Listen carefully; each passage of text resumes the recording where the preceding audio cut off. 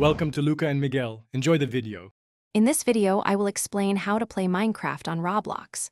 While you can't play the official Minecraft game directly within Roblox, many creative developers have built incredible experiences that capture its essence.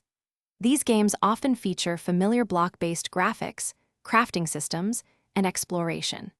We'll guide you through finding and enjoying these unique Roblox interpretations, offering a similar adventure for millions of players. To begin your adventure, simply open the Roblox platform and head to the Games tab. In the search bar, type in keywords such as Minecraft, Block, or Survival.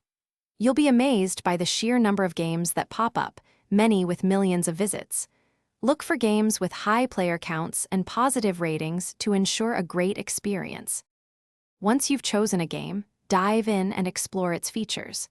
You'll often find familiar elements like mining for resources, crafting new items, and building your own structures. Many games boast expansive maps, sometimes covering thousands of studs, and offer a variety of tools and weapons. Engage with other players and discover the unique twists each developer has added. To maximize your fun, always check game descriptions and player reviews before jumping in. This gives you a good idea of what to expect. Don't be afraid to try several different games.